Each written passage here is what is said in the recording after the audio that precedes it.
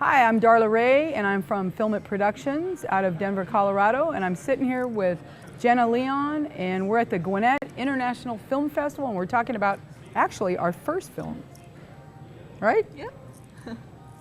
So tell me about your first film. Actually, my first film is called Folded Hope, and I directed, wrote, and produced it. And, Awesome. Yeah. So you're just fresh out of film school, right? Yeah. 3 months ago. So is that the film that's playing here at the festival? Yeah. So tell us a little bit about that film. Okay, well, it's a short film, about 12 minutes. It's about a terminally ill girl who folds 1,000 paper cranes to get a wish. Wow. And she wishes to get better. So let me ask you, how many of those paper cranes did you have to fold? Because I know about being an independent filmmaker, Yeah. you have to do everything. You wear a lot of hats. Yeah, I actually folded 5,000 paper cranes. Wow. And I've been trying to donate them to hospitals, churches, schools. I think the schools would be great, and if you could maybe give a little piece of paper or something, a card with them that says, this is how this came about. Maybe that's something to do. Yeah, I mean, as a habit for myself, because this story is from an old legend, and then I sort of adapted it for myself for own personal reasons. Just folding paper cranes. And I started writing under the wings things that are positive, like love, smile, Excellent. Have a great day.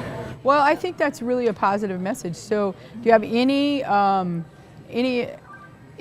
a plan to make it into a feature film, or do you have something else you're going to move on to? Yeah, I would love to expand on the story and also get the word out about this, because I think it is a very different art therapy that is very therapeutic for certain people. So I actually want to do screenings at churches and schools. That's really great. Yeah. That's a great thing, and I've done that in the past with a lot of my films. Yeah. Most of my films are inspirational, and have to do with some disabilities and things like that. Raising awareness is the type of films I like to do. We were talking earlier about my first film, The Goal, about wheelchair rugby and spinal cord injuries and traumatic brain injuries. And sometimes we were talking about when you have those mistakes on set that end up being really a true gift in the film. Yeah.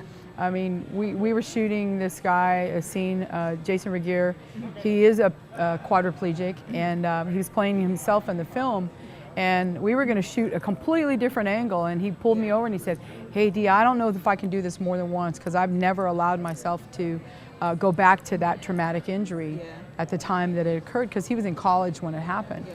And so we changed everything real quick. He's in the hospital bed. We set up the cameras, and we're sitting down on the floor watching the monitor, and I've got my DPs down there, and he spills a cherry Coke all over the place, all over me, and he's getting ready to yell cut. Yeah. Because he's worried about the cherry Coke on my legs and everything. I just grabbed him, and because I could see that the actor was like, he was there. Yeah. And we would have never got that again, Yeah. And sometimes you just got to suck it up and just go, okay, Yeah. I can breathe now, And it turned out to be one of the best scenes in the film because it's authentic, and that's really, why I like to tap into that authenticity sometimes with the stories that I do, that I get somebody who, like for example, Spirit of Love, which showed here at the Gwinnett Center. It is Mike Glenn, and so I got Mike Glenn to play himself, because who better than Mike to tell the story about basketball and working with deaf and hard of hearing kids? Yeah, definitely. So that's what we're doing. We're having a great time at Gwinnett. So what else you got on on your schedule, plans that you're going to do? Well, I just got out of college, so right now I feel like this is my time to almost do everything that I want to do creatively. And I do want to go back to stories that do affect people, that do affect myself. And I do want to put that out, because I think as filmmakers, our art that we make, it's a reflection of ourselves, and it's how we cope with different things. Sure. So, I think that as a filmmaker, for me, every time I make a film, I learn something new. First I'm like an expert about spinal cord injuries and traumatic brain injuries. And then I did a film called Dandy Kids. It's a documentary about children with a rare brain malformation. And I have people that call me in the middle of the night from all around the world, and I have to tell them, I'm just the filmmaker. And I'm the aunt of a kid that has that, but I'm not the expert. You know, I'm not a doctor, so I can't tell you how to make a decision.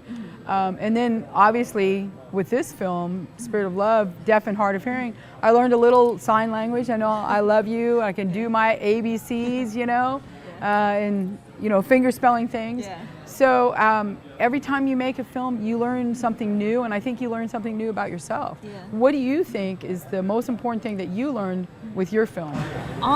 Definitely, you know, putting myself as a director into actors' shoes, because I was working with a 10-year-old girl. I was working with. And you had never done that before, Yeah. right? Yeah, that's pretty interesting to work with a little kid, you know? Definitely. And I was telling you before, at one point, you know, I was just like, I have to pull, because at one point, one of the directions I said was, your character is very apprehensive.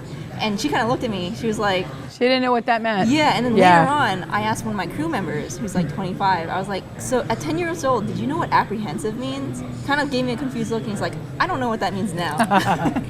So, right. Yeah, it was definitely, that was the very first scene, the first day. So I kind of got my nerves out of the way, and after that, I was kind of like, okay, at 10 years old, how would I feel being that character? And I had to put myself in her shoes. You know, and I think that's true, because like I work with a lot of kids that are actors, you know, preteen age, and teach them about acting. And I will do the same thing, because as an adult, you have a bag of tricks, and you can tell them, you know, you have life experience that you can pull on. Yeah. If you need to be dramatic, you have to cry or feel that pain and anguish.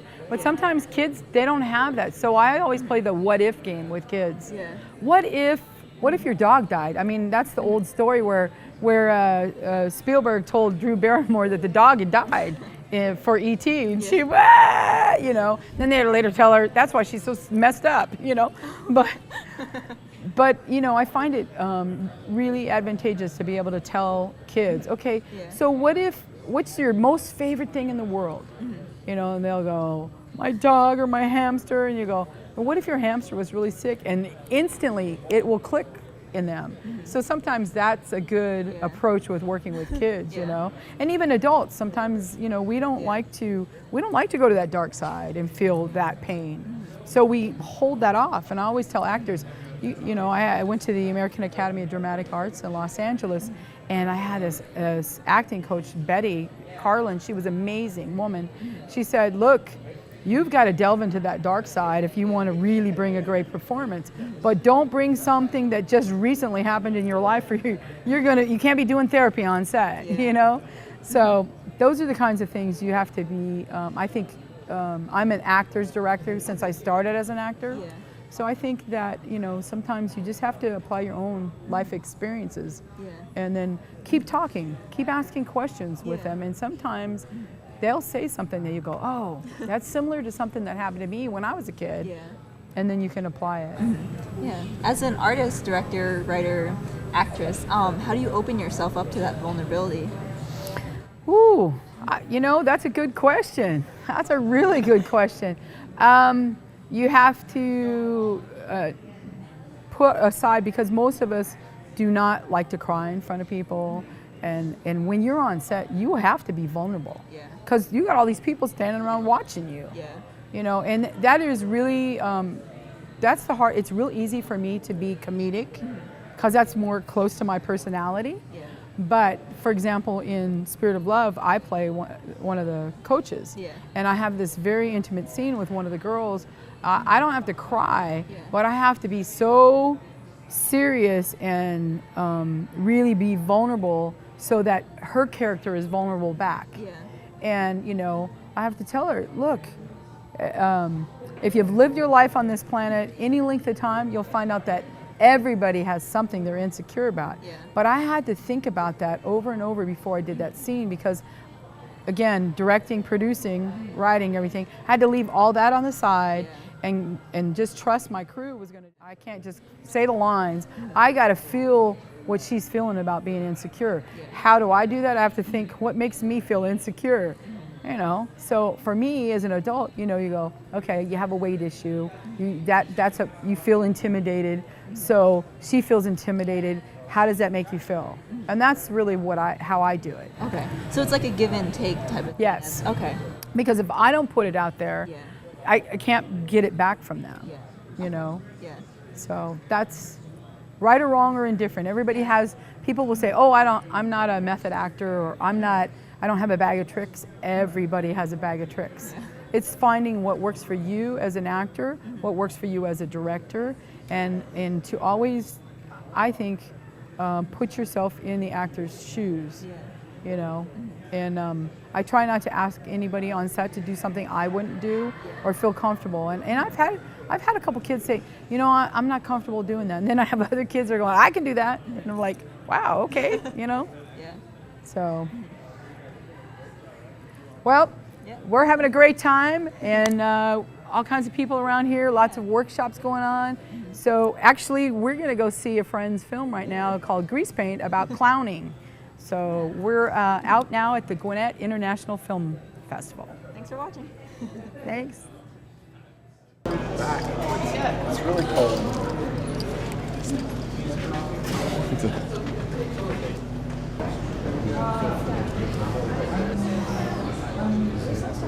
You guys go.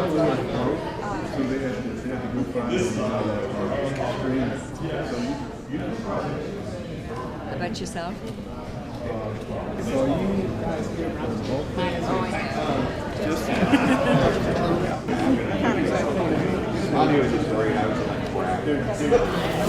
My stuff, and I haven't done any of this stuff with you. you said I'm on your next thing.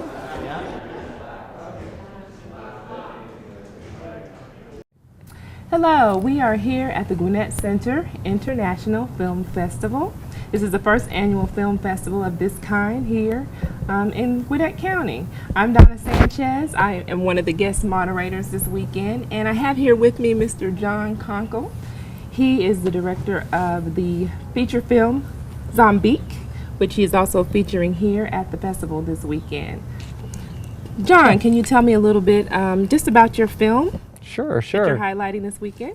Okay, well, I'm here promoting basically ENTESS'INK. It's a film about a Satan-possessed killer chicken, and it's basically kind of a spoof of the horror genre with a little bit of some scary thrown in there, and it's just kind of like a fun kind of little roller coaster kind of movie, and it's gotten some good press out there. It's released out in the UK right now, and it's been getting up some good buzz and everything. And so, you know, we have it.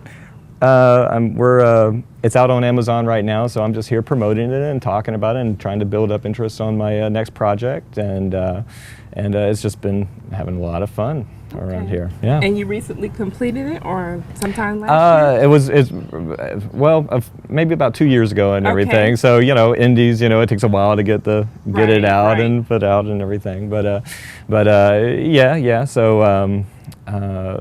just building up some, just telling people about it and just doing some networking, meeting my fellow filmmakers and seeing what they're up to. You know? Okay.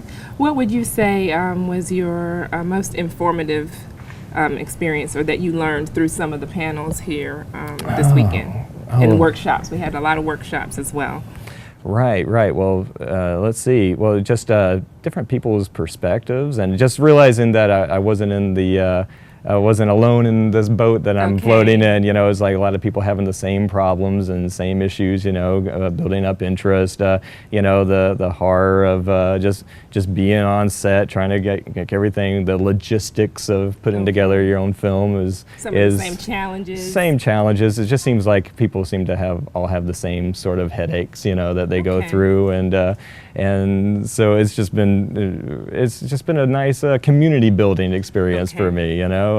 Just feeling like, yeah, we're all in the same boat together, and just inspiring hearing other people's stories, mainly about the trials and tribulations that they go through. So, and are you working on any other films? Yeah. Right now we're halfway through, and we've been showing.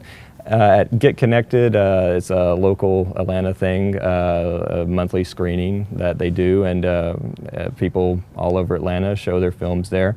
Get Connected, and so I'm showing Clown versus Monkey as it's coming out, and you know, it's a feature, but I get about 6 minutes together and I show it, you know, just to build up the interest and get people to hear about it. It's a kind of a nice way to market the film, you know. Okay. Yeah, yeah. What would you say is your specialty, or what type of films do you like working on more? Would you say shorts or long form, or Yeah, I would. what do you love?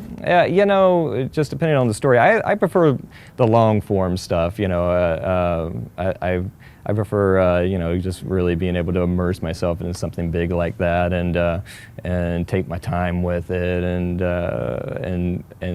and be able to sustain that interest with people for like a night's entertainment. You know, 90 minutes, go and see a movie. When I think movie, I think movie. You know, I think like you know, I think the shorts are great, and I've done my fair share and whatnot. But you know, when getting people excited about stuff, you know, you say when you're making a feature, it's like it just, man, it makes people like, you know, really come in and give 110%. You know, so.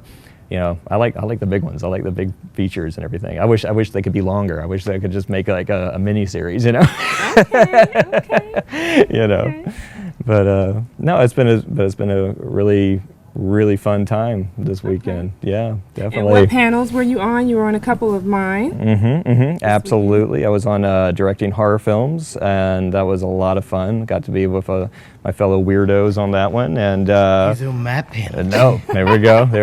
Ron McKellen, director of All Hallows Eve there, and then today was editing, and I was the one person who uses Premiere on that panel, so that was nice. You're always like, it's all Final Cut, and usually if I'm there, you know, Premiere, you know. But that was it was funny because the headaches they're having are the same that I have, so Just to it's see good. the variety of tools that people are using right now. and Absolutely. Some of the new technology that's available and how it's working Definitely. for you or not working for you. Sure, absolutely, cases. absolutely, yeah, and just, you know, being able to, you know, talk shop has just been great. You know, it's just been able to sit there and talk with people of like minds, and be able to ramble on, and people know what you're talking about. You know, it's really been really nice. You know, speaking the same lingo. common language. That's right. That's right. So what are you looking forward to this evening for the rest of the festival? Well, let's see. There's a cinematography panel going on, and that's going to be very informative. We got some great people talking on that. The center has brought in a lot of great people and everything for this. And let's see. I saw an amazing film called Grease Paint, which was a documentary about people who devote their life. I saw that one too. Ooh, did you see that? It was very interesting. Very interesting. Just people going all in for being clowns, and that was like, wow, that's really great, you know. And so some a lot behind the scenes, just of a whole family. Absolutely pitching in clowns. and putting in every dime they have to be a clown, and just believing in it and going all out for it. That was Something you don't well see done. all the time. No, and you don't realize how much work and how desperate it gets out there. You know, how involved it is. Yeah. No, that was very interesting, and I sat through some short films, and was it Her Heart Still Beats comes to mind, was very good, and but yeah, I haven't run across anything. I was like, the quality of films coming out right now is just incredible, you know, and just people are really, you know, with the technology being what it is now, people are going out there and they're shooting stuff, and it looks like $1 million, and just able to do a whole lot more. Oh, so much more than it was even like 5 years ago. The technology has gotten so good. So, yeah, it's been a great time. All around. Wrap it Yeah. up there. Sure. Okay. Well, I want to thank you, John. Sure. Kunkel, and Thank congratulations you. on Absolutely. your film. Oh, absolutely. My Thank you pleasure. for being with us here today at Absolutely. the Gwinnett Center Absolutely. for the first annual International Film Festival right here in Gwinnett County. Thank you. So they had to go find screen. How about yourself? No, you go ahead and get out of here. This movie rules. You like it?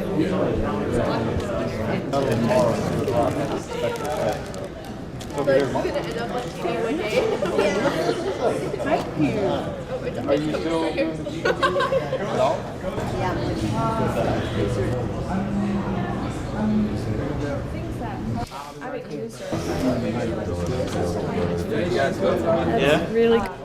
On right, hello ladies and gentlemen, my name's Troy Moore. I'm sitting here with local Atlanta celebrity director Byron Conrad Irwin, and we're here to talk to you about some of Byron's films today. I have to say, out of most of the directors in Atlanta, this is one of the most prolific directors in Atlanta. This guy makes a short film a week, I promise you. He's got like 100 of them.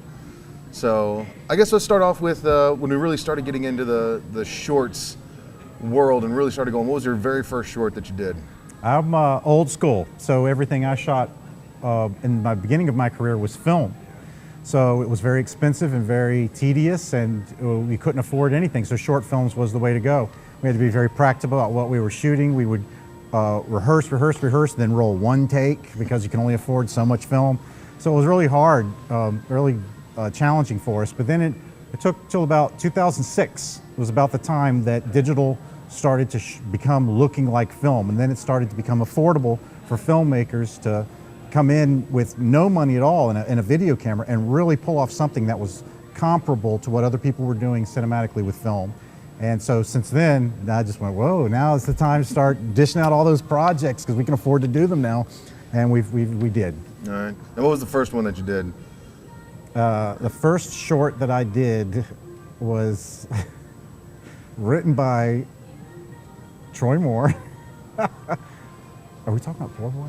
Is that what you're saying? No, any short, like your first film short. Yeah. My film short? Yeah, it was the very first project wow. you directed. Oh, are you serious? Take us back to the day. Yeah, oh my film. God. Tell us about that experience. This just tells you how old I am. It was 1977, and I shot a film. I watched Alfred Hitchcock's The Birds. Nice. And it was it was spring, and everybody, all my friends had kites. So I took my camera outside and said, we're gonna make a movie like this, but we're gonna use kites. So I wrote this film called Day of the Kites, where this evil alien came down from outer space and possessed all the kites, and they attack humans. And they can't kill the kites, they keep flying away. It was a really silly kind of film shot in Super 8 millimeter, but it went over really big. Everybody loved it, thought it was hilarious. I was like, oh, I'm Steven Spielberg, you know? So I just thought I just kept making short films after that, one thing after another, in Super 8 millimeter. No sound. All silent films. Silent films, All correct, right. in Super 8 millimeter. That's how I began. All right. I know me and you, our first film kind of experience with shorts was when we did the Summer of Shorts. So 2010. Do you want to kind of explain the process of how we created all of these shorts? Yes, we were working with a studio in Marietta called Blank Stage Productions, and they had a bunch of materials we could utilize to make films, locations, props, equipment, that kind of stuff.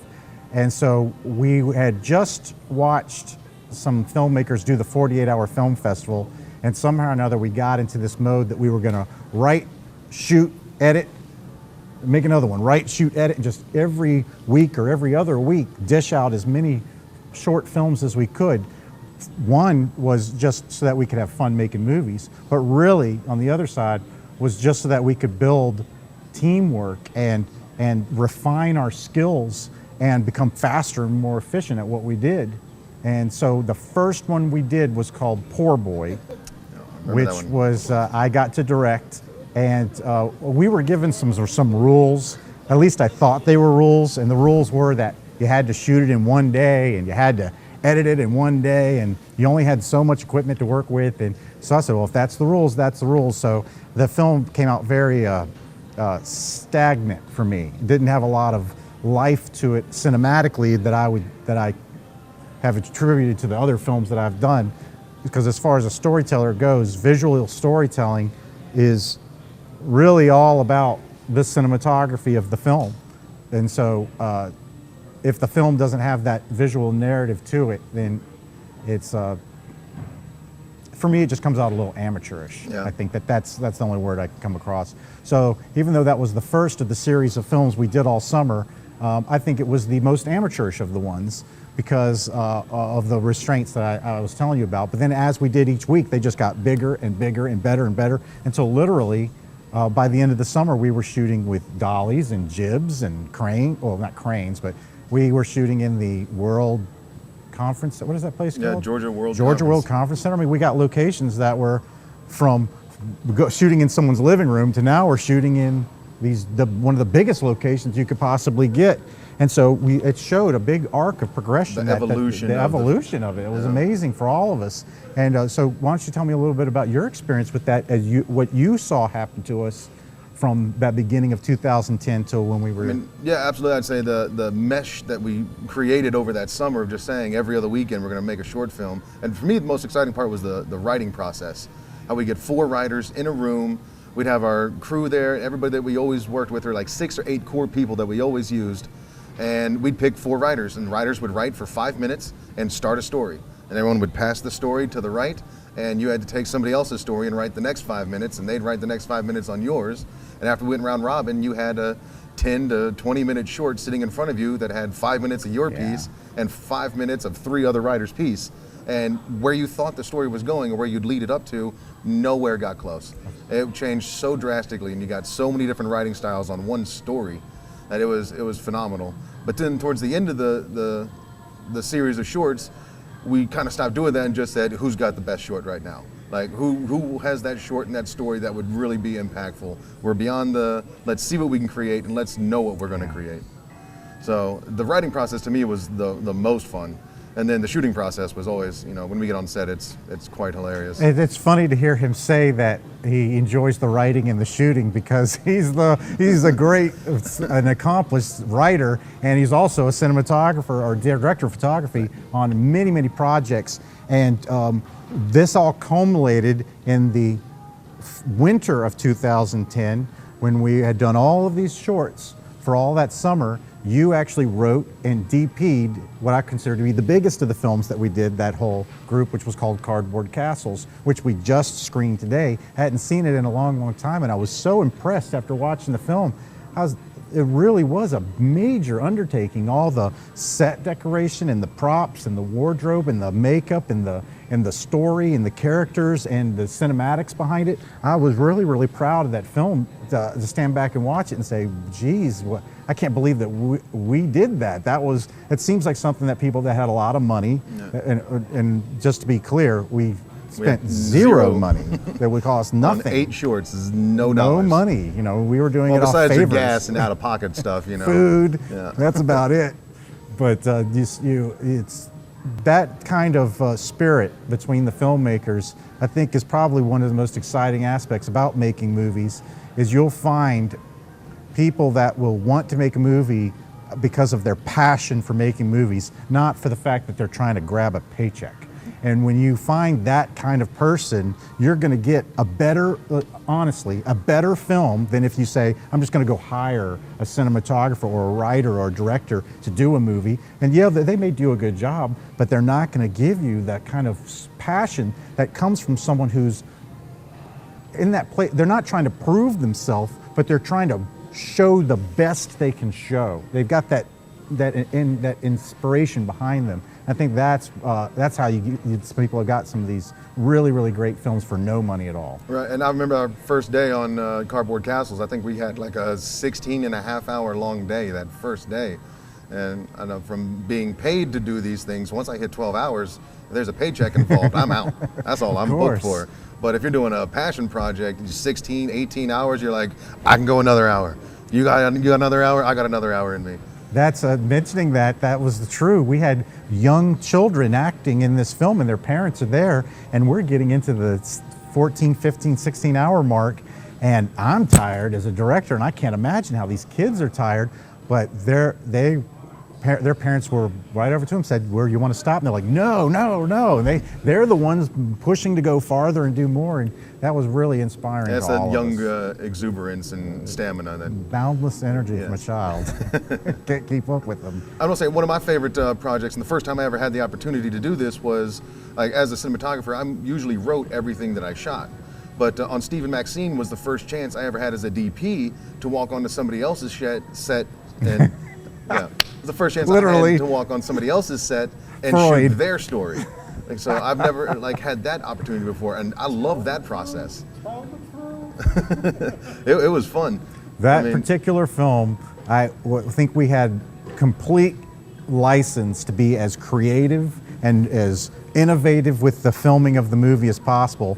Typically, well, I can only speak for myself, but typically when I direct a film, I'll go through the script and I write out my shots. I know I want this in a dolly, I know I want this in a wide, I know I want this in a close-up.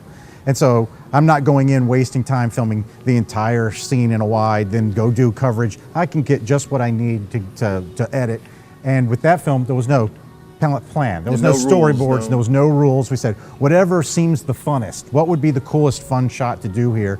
And I think everybody that watched the film, I was really surprised. I was just in a seminar about editing, and that film came up. And they were talking about how they really liked the film.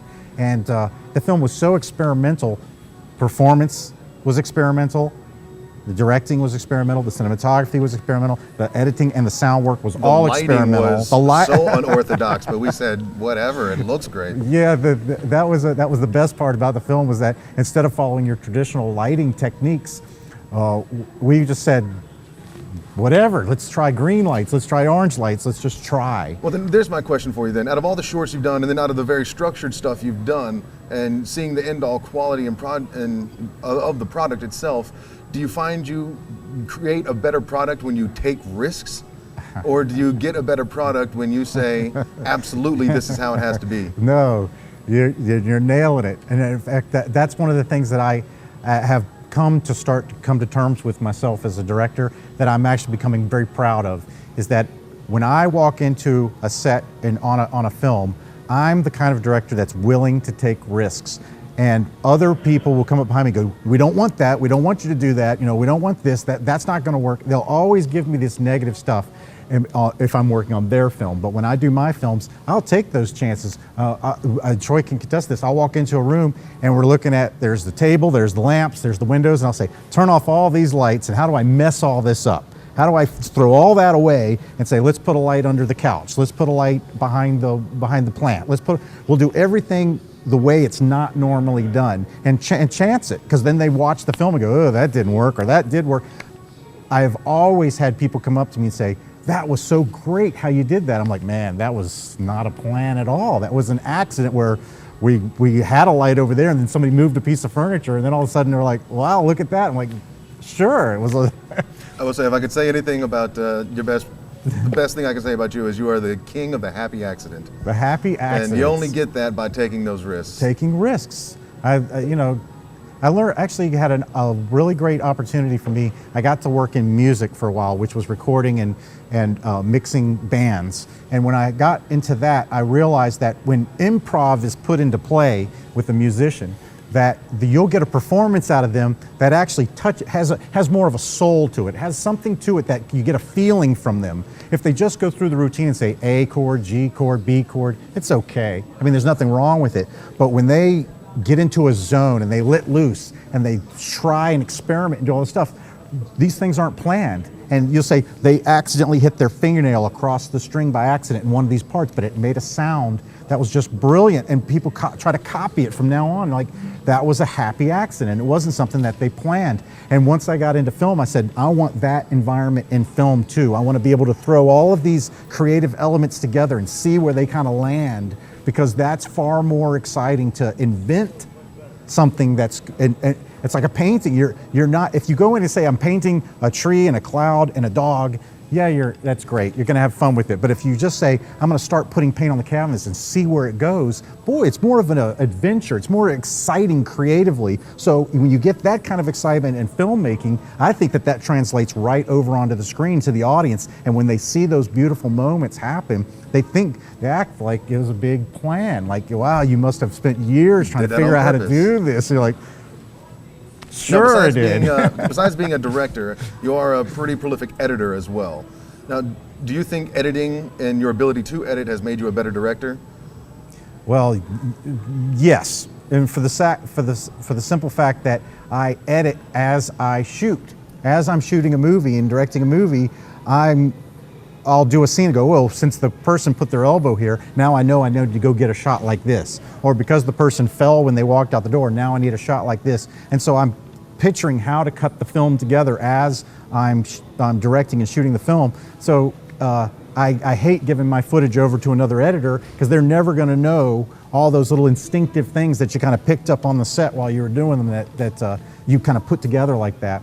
And go back to this happy accident thing. There's also a lot of happy accidents that happen in editing when you, some people have a very specific technique where you go with your master shot, you pull in your close-ups, and there's just a formula for editing. I don't like to do that. I like to go through each individual take and find these cool little, what I call motion moments or emotional moments where it's body language or a facial expression or a certain line is said a certain way, and I'll cut all these clips out and start dropping them into the timeline, not in order of the way the story is told. And then if I stand back and watch, I go, wow, look how that shot lined up with that shot. Look how that lined up with that shot. I never would have planned to do those shots like that, but by allowing things to kind of fall into place, sometimes you can discover these kinds of creative moments, and that really makes a film have a punctuation to it that stands outside the box of what you typically see other filmmakers do.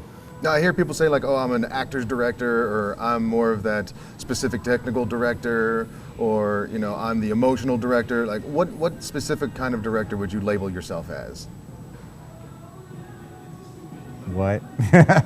Are you an actor's director? Are you the technically perfect director? Are you an editor's director? Like, when you make a movie, I don't think it's. I could do that. I could label myself in one way and say that it's just one kind of thing. I did grow. I think that early in my career, I was not an actor's director. I would sit in the chair, put your hands together, stand up, turn your head to the left, and say the line.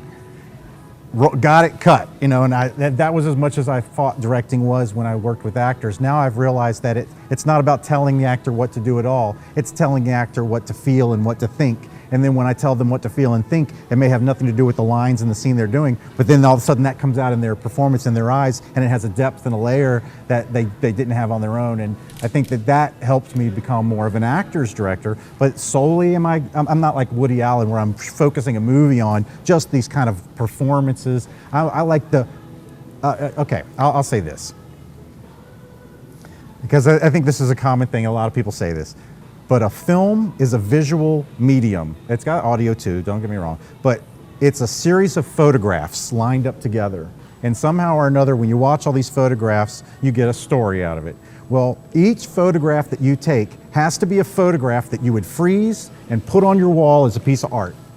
That's how I want to approach filmmaking, that it's not just, oh, I just get a coverage of this person talking and this person, but how the composition is, how the lighting is, how the body language is, how the performance is. All of these elements together, all combine to make the story to get the story told. And I don't think that it's one individual thing that I focus on. I think it's the whole combined elements. And it took a long time of doing it over many years before I realized that I'm covering all those different bases when I'm shooting a movie. So I don't think I can label myself as one type of aspect.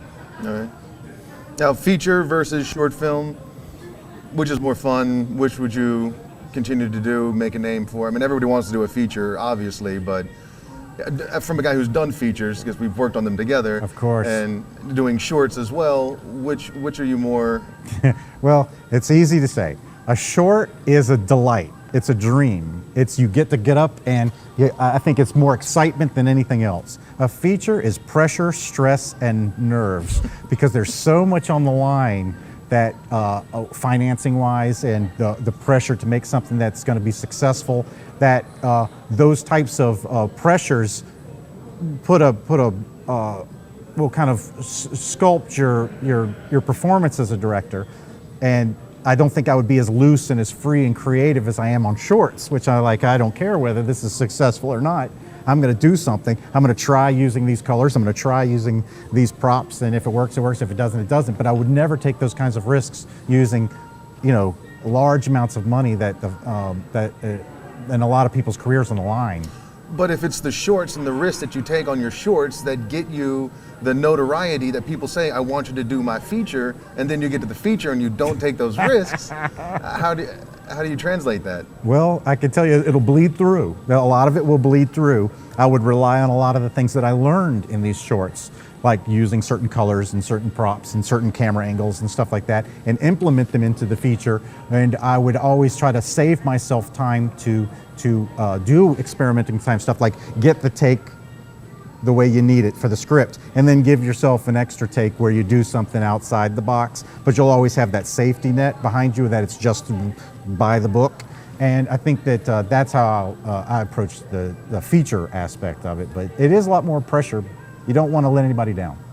All right, so film school versus playing and practicing and doing short films to experiment with your craft and learn what you can.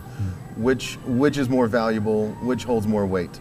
Well, they're both very valuable. Film school is where you're going to learn your craft. And I can't express that enough to any filmmaker at all. If you're a director, if you're a cinematographer, if you're a writer, if you're an editor, I don't care what role you singularly play in a film, you need to know everything about filmmaking. You need to know the craft of film. You need to know how lights are used. You need to know how editing is done. You need to know what lenses go on the camera.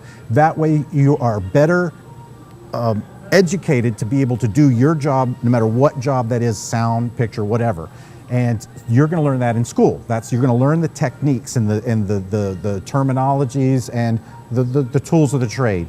But as far as being a filmmaker, you're not going to learn any of that in film school. You're going to learn that making movies. It isn't until you get out there and you shoot stuff and you put it together and you say, this worked, this didn't work, this was too experimental, this was amazing, these colors don't translate on film well, these are beautiful.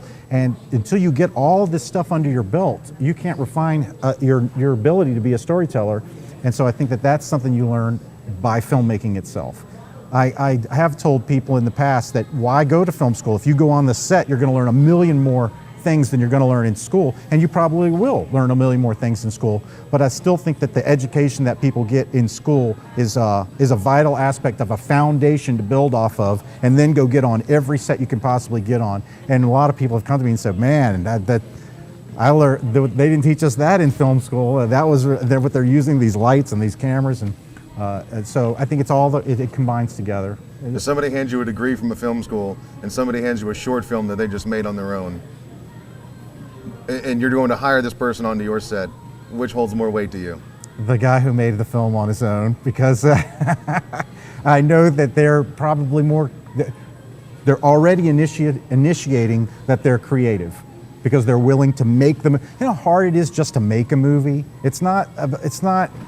You can go to school and learn everything, but to actually get out there in the field and set up the film shoot. I mean, I'm not going to get into all the details of what it takes to make a shoot day work from conception to wrapping at the end of the day, but my goodness, just the fact that you can accomplish it at all is an amazing feat of determination and skill and willpower and creativity. So I would hire that person over anybody any day of the week.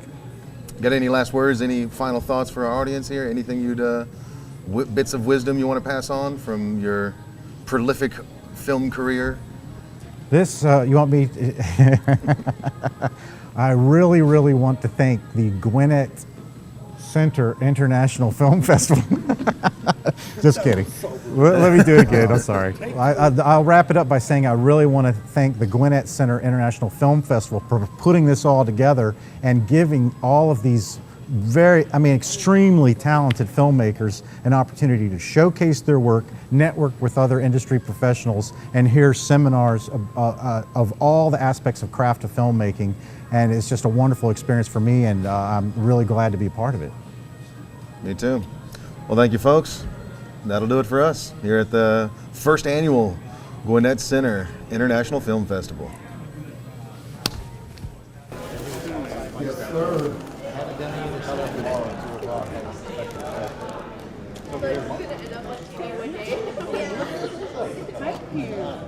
Are you still?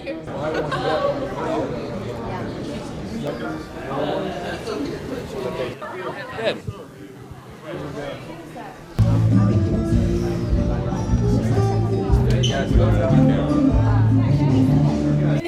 You like it? Are you filming?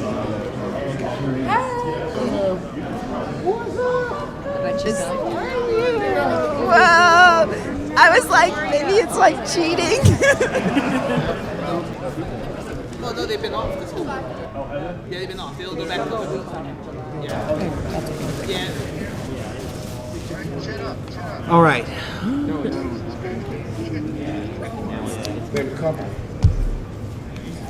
Say again? We do it in resin, we do it on the tile, we can do it on Scrabble tiles, and we also do hand-painted bags. So, Basically, check us out on Facebook. Can you give us all of your information, Facebook, Instagram, whatever? Literally, it's Ravenwood Creations, Ravyenne Wood Creations.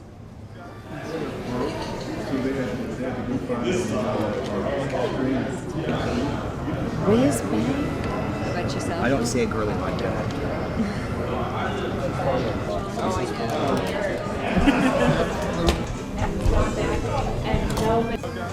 Good? Okay. All right. Good. You like it? Right. You are now in the front row. Hey. Absolutely. Best seat in the house. Filmmaker. Yes. Daniel S. Butte. Correct. Yes. Absolutely. Well, I can't resist, Daniel. Please tell me your name. How did it come about? Well, my dad gave it to me. And he gave me my first name, too. But where he got it from was actually from France. Our family is originally of French origin, but going into, I think, maybe the mid-1800s, my ancestors retired, as they say. They retired themselves in Jamaica. So a lot of my heritage is actually Jamaican, with a little sprinkle of Lebanese as well. And there's also some Portuguese that goes with it, too. My mom is just pure German. So I'm 50% German and 1% of a lot of other things. So. Have you had a chance to go to any of those places that you that's Yes. in your background? Absolutely. We used to, when I was growing up, we used to go to Germany every year during the summer. Dad racked up a lot of frequent flyer miles for us, so that was pretty cool. Only got a chance to go to Jamaica technically twice, but I say once because the first time I was a couple months old, so of course I wouldn't remember it. But I did get to go recently to see that other side of my culture, and it was amazing. And of course to be in the, go to Europe one year where it's freezing cold, and then to go to Jamaica where it's hot. It was very interesting experience, but I was very happy to get to do that. Well, if you go to Jamaica now, you can see that guy, the fastest guy in the world, right? Yes. Usain Bolt. Absolutely. Yes. Rooting for him the whole way through it. That is my guy. He's a lot of people's guy. Oh yeah. I know. I'm not the only one that's rooting for him, but yeah, he is fast. So. Absolutely. So when did you find out that you had the filmmaker bug? When did that bite you? When did you realize that it was a part of you? Well, I guess I could say it happened in high school is when the bug finally hit me.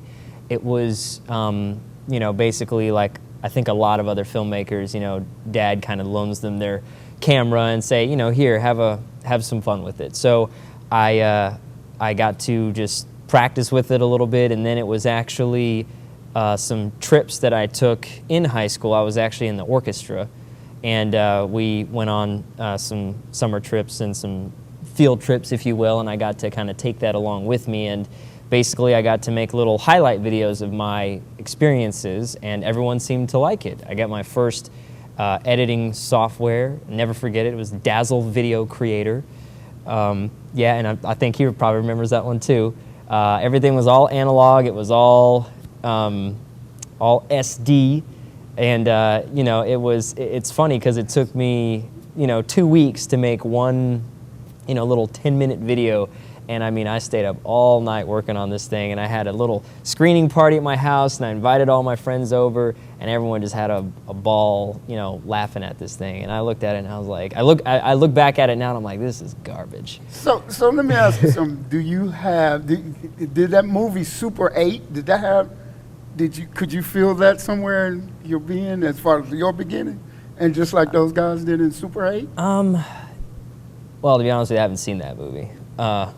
So I probably can't really answer that question too well. Okay, yes, Steven Spielberg's movie, Super 8. You might want to take a peek at it because what you're sounding like is exactly what they did. Oh, okay. But I won't tell you the movie, but let's move on. Yeah. Let's move on. Okay, so presently, Yes. you're here at the Gwinnett Center International Film Festival. Mhm. How did that come about? Because Kevin Powers is a great guy, and how did you guys build your relationship? Well, I'd finished Grease Paint, which is what we're showing here, and I had discovered withoutabox.com, which I thought was a pretty nifty way to get a chance to see all the film festivals that are out there that are at least using that service. And I had previously entered into Cannes, which it didn't make it, unfortunately, but I said, you know what, that's obviously it's not the only film festival in the world. Let me see what else is out there. So of course I'd heard about Atlanta and I'd heard about South by Southwest and all these other big film festivals, but to see how many there were was very intriguing to me. And then I came across, when I was looking through them, I saw Gwinnett, and of course Gwinnett's a big buzzword for me because it's definitely, there's no other Gwinnett anywhere else in the United States. It's like, this must be my Gwinnett. And they're having their first annual film festival right here at the Gwinnett Center, which is, I mean, how long did it take us to get here? Like 7 minutes, It's right in my backyard. So I said, and it's the first one. I said, you know what? It didn't take me that long. I said, I'm gonna enter this. I don't care, it didn't matter if it was competition, out of competition, if it was just exhibition, if it was anything. I definitely wanted to be a part of this because I think it's a really cool thing that they're doing here, for this community. Because there's a lot of filmmakers, not just in Atlanta, which of course is becoming this big filmmaking hub, but even on the outskirts of it too. Yeah, I was going to mention that Atlanta seems to have a lot of filmmakers now. Is that a business now to you as far as being in film now? Is that the business of filmmaking, is that important to you? Yes, it is. It definitely is. It's something that that I've when I was in high school and I got the bug, as you could say. That is when I said, I'm going to be a filmmaker. I know what I'm going to do. There's no question about it. That's what I'm going to do. I picked out my school. I got my Bachelor of Fine Arts at SCAD, so stayed in Georgia for that too, which was pretty nice. And I said, no matter what happens, I know I'm going to be a filmmaker. And part of what I did to get myself through school was I used my personality as an MC and as a disc jockey. And of course, I did other video projects here and there, doing weddings, bar mitzvahs, commercials, corporate training, all those types of things. But my passion has always been to tell stories. And to have finally gotten this opportunity to make one. I mean, it was all self-funded, which of course I learned later on, don't spend your own money on your own film. It took another documentary to watch that and find out that that's the #1 rule that you weren't supposed to break. And then I said, well, dang, SCAD didn't teach me that. They left that part out. But after 3 years and dishing out a lot of cash here and there, I'm very happy with how it turned out, and I really want the world to be able to see this film. So. Okay, so tell me about the film. Again, it's Grease Paint, correct? Yes. You want to show that to Yes. show that to the world? This is it right here. Grease Paint, greasepaintfilm.com.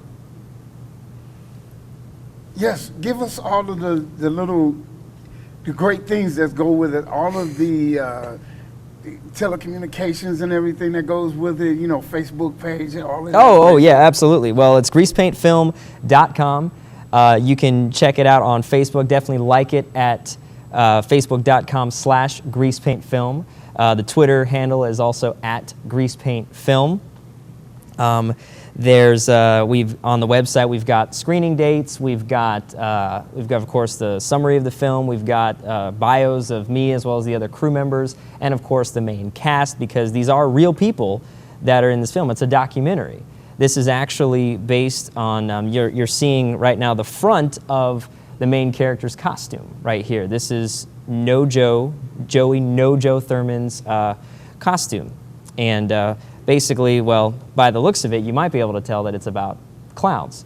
But we decided to, of course, use this instead of the face of a clown, because that's one of our main points, is we're trying to combat what the film industry and pretty much a lot of people speculate about clowns as being scary, and I just said, you know, let me not put a clown face on a poster just because some people might be deterred from watching it. So something like this I thought would, like, you know, make you smile. You know, it's very colorful, it's very loud and very big, and that's what clowns are all about, is exaggerating themselves. So what made you go, what really made you go in this direction on clowns as far as the subject matter? What brought you to that? Well, I'd met Joey. He was a client of mine who then became a friend. I did some commercials for his business, which he's a traveling clown circus that does the fair and festival market. They're actually going to be at the Gwinnett County Fair this year, which is why our premieres that we're hosting are coinciding with the Gwinnett County Fair. September 15th and the 19th. September 15th at the Aurora Theater in Lawrenceville. September 19th at Mild High School, Collins Hill High School in Suwanee, Georgia.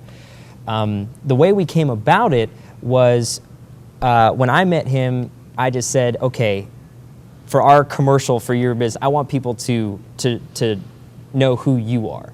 Just so that way, you know, they can look past the whole clown part of it, because I feel like in business, you know, everybody's in a people business no matter what you do.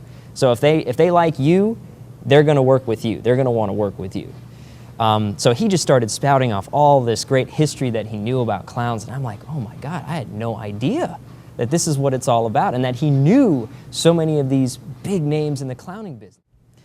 Well, when I'd met Joey and we had talked about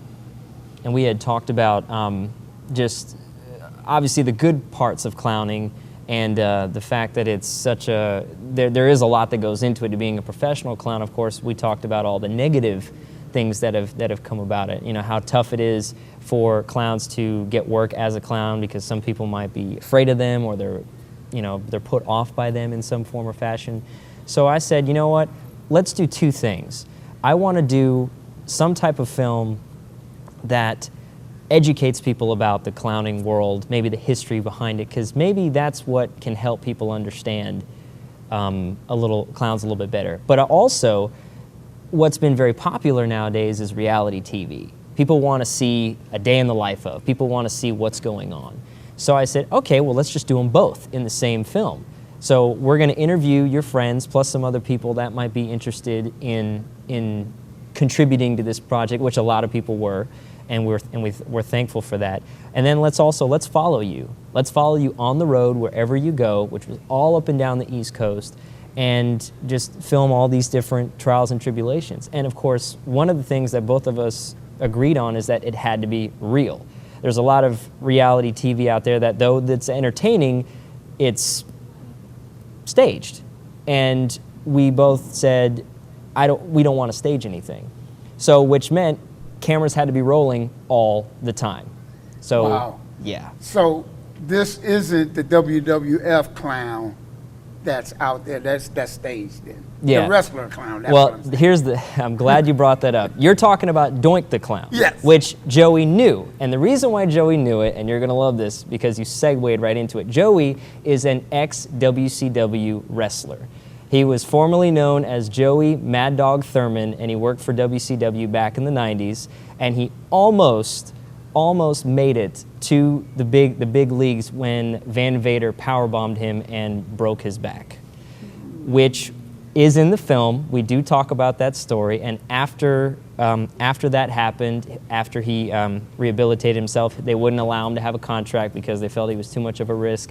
So that's when he became an Atlanta police officer for 15 years, got tired of that and said, I want to be a clown. So you've got Joey as a wrestler turned cop turned circus clown.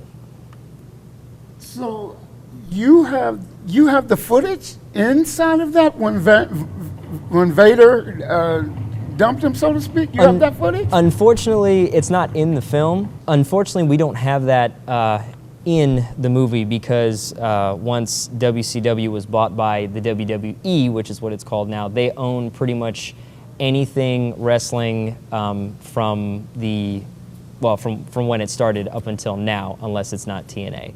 And we're on a limited budget, so we couldn't get the licensing for something like that. But he does tell the story in very, very, very good detail on how it all happened. Wow, you need a guy in the back room. Give you that footage through the back door. Oh yeah, maybe that'd be good. Or they could be, you know, nice enough to donate it. Absolutely. Okay, so let's bring it up to the present. Now, Yes. the clown, you know, this gentleman, I assume that he had a lot of associates that you've met as well. Yes, yes, he did. He knew. We definitely wanted to try and capture different clowns from different eras. Some of the older clowns that we have, in which you might not know the names, but people in the clown world and the circus world know Jackie LeClaire, Leon McBride, Jim Howell. These are all very well-known clowns. They were all Ringling Brothers clowns too. We also interviewed some clowns that are closer to my age, like Stephen Ryan, who traveled with the Kelly Miller Circus, as well as Jesse Wonderful, who is in Japan right now. But there's also some names that I would say are pretty impressive to the general audience, because we interviewed the wife of Michael Coco Polikoffs, who is actually the clown that was hired by the McDonald's Corporation to create Ronald McDonald, as well as Dolly Jacobs, who's the daughter of Lou Jacobs, the father of clowning, the only, I'm sorry, not the only, but the first person to get their image commemorated on a postage stamp while they were still alive. So let me ask you this. How is the clowning, the artistry of clowning, passed on? I mean, what makes a person get that stamp of approval from another guy that's been in the business for years? You know, and that's something that I was curious about too. And from what I've found out and from what you'll see in the film, clowning it's very much like a big family, much like the whole circus is like a big family. And it's funny because one of the things that that one of the cast talks about is how Joey had learned a particular gag from actually Coco, and how it was almost like the passing of the torch, you know, to the next generation. And Coco was a great example of a clown who wanted that. He wanted to pass on his knowledge to the next generation. And that's something that you kind of see is, you know, if you really take it seriously, those are the people that you study. There's a lot of hobbyist clowns that, you know, might kind of do it on the weekends, and maybe they don't take the necessary training that they want to. And we found out that it's a very big general consensus amongst the professional clowns. That's probably why there's a lot of negative stereotypes on clowns, as people that don't educate themselves, that don't know the proper ways to approach your audience. This particular subject, content-wise, how close did it get to you? How close did it actually get with you? You know, being a filmmaker and, you know. Well, it actually became something that I think about every day. Besides the fact that, you know, in documentary filmmaking, to become a good documentary director, you have to become an expert on your subject. That's always a rule that I learned that I thought was a very good point. If you want to be able to tell the story, you've got to know the story in order to tell it. And being an entertainer as well, because I also am a disc jockey by trade, it really touched me to see that there were so many things that I could apply in my form of entertainment, and that a lot of other entertainers can apply to themselves as well. So to be able to tell that story through film, which is of course my passion, that was something that just, it was a no-brainer that this was going to be what I was going to start with. And whether it was going to be I scrounged up any savings or anything that I needed to do to make this film happen, I was willing to do it. Well, let me ask you this. Being that this is the subject matter, this is the content, have you thought about your next project that you're going to, or are you still involved with this one pretty heavy? Well, we do have some projects in the works. Being that I'm now a big fan of clowns, I've always been a fan of pro wrestling, which was always the intriguing thing since he was a pro wrestler. And some of the people that helped us out with some reenactment scenes that we used to illustrate Joey's accident. We had gotten some ideas talking about maybe doing something similar to this, only in the world of pro wrestling. Even though there is a lot of documentaries out there that do that, I think there would be it would be interesting to follow somebody and see their quest to become part of the pros when it comes to that. And you know, in the narrative side of things, thinking about doing something with amateur wrestling, considering that they took or tried to, or trying to, or I have to check on the status of that, but they're trying to take wrestling out of the Olympics, which it's like, you know, having football without the Super Bowl. You know, it's something that I think maybe to make some type of a movie that is a narrative that can kind of get people to understand that those guys work really hard at their sport, just Absolutely. like Joey works very hard at his craft. Absolutely. Can you tell us again, give us all of the info on the new film? And Absolutely. This is Daniel Espute, director of Grease Paint, one-of-a-kind American clown documentary. You can check out all the information at www.greasepaintfilm.com. Like us on Facebook at facebook.com/greasepaintfilm. Follow us on Twitter at twitter.com/greasepaintfilm, and definitely come check out the premieres that we're going to be hosting in September 15th and 19th at the Aurora Theater for the September 15th and September 19th at my old high school, Collins Hill High School. You're in the front row, Mr. Daniel. Thank you for letting me sit up front.